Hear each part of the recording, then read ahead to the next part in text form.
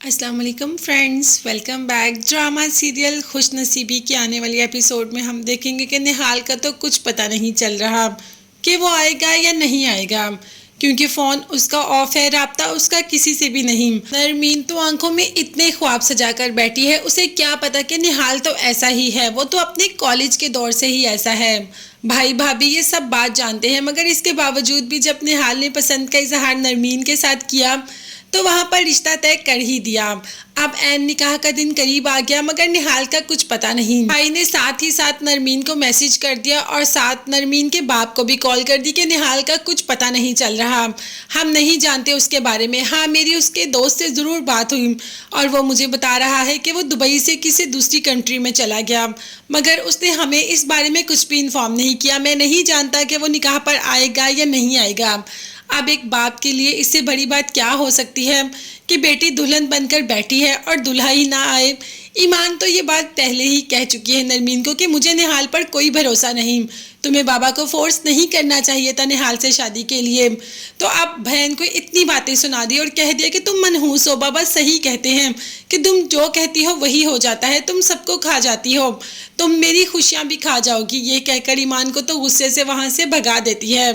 ایمان نے تو سچ بات کہی تھی، بھئی ایسے کسی پہ کیسے اعتبار کر سکتے ہیں جب وہ ہمارے پاس ہی نہیں، اور اگر آنا بھی ہے تو شادی سے کافی دیر پہلے آئے۔ عین نکاح کے ٹائم پر کون دلہا آتا ہے؟ تو ایسا ہی ہوا، یہ دلہا بھی نکاح کے ٹائم پر نہیں آیا۔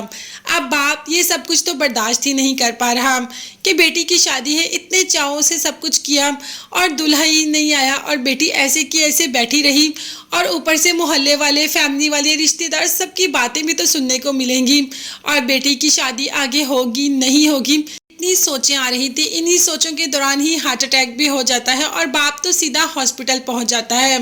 اب یہاں پر نہال نہیں آ رہا، نرمین کو علیحدہ فکر ہے اس بات کی۔ دوسری طرف باپ کو اس حالت میں بالکل بھی نہیں دیکھ سکتی۔ باپ نے کہہ دیا کہ تم اگر میری عزت بچانا چاہتی ہو تو میں نے تمہاری بات مانی، تم نے جس سے کہا میں نے اس سے تمہاری شادی فکس کر دی۔ اب وہ نہیں آ رہا تو اس میں ہم کیا کر سکتے ہیں؟ تم ہمایوں سے شادی کر لو۔ ہمایوں کی تو جیسے ساری دعائیں ہی سنی گئی ہوں۔ ہمایوں نے تو ہمیشہ ہر دعا میں صرف اور صرف نرمین کو ہی مانگا، اور آج نرمین اسے مل رہی ہے، اس کے لیے اور کیا ہونا چاہیے تھا؟ خوشی کی انتہا ہی نہیں اس کی۔ جب باپ نے ہمایوں سے کہا تو ہمایوں نے تو فوراً ہاں کر دی کہ جیسے آپ کی مرضی۔ اب نرمین کے لیے بھی نہ کا تو کوئی جواز بنتا ہی نہیں، اسے اپنے باپ کی زندگی بہت عزیز تھی، اور نہ چاہتے ہوئے بھی اس نے ہمایوں سے نکاح کر لیا۔ بھئی نہال کا تو پتہ چلے یا نہ چلے، نرمین کی زندگی میں خوش نصیبی تو آ ہی گئی ہمایوں کی شکل میں، مگر نرمین اس کو کب ایکسیپٹ کرے گی، یہ دیکھنے اور جاننے کے لیے چینل کو سبسکرائب کیجیے گا۔ نیکسٹ ویڈیوز تک کے لیے اللہ حافظ، bye bye and take care. اپنا بہت زیادہ خیال رکھیں اور اپنی دعاؤں میں مجھے اور میری فیملی کو بھی یاد رکھیے گا۔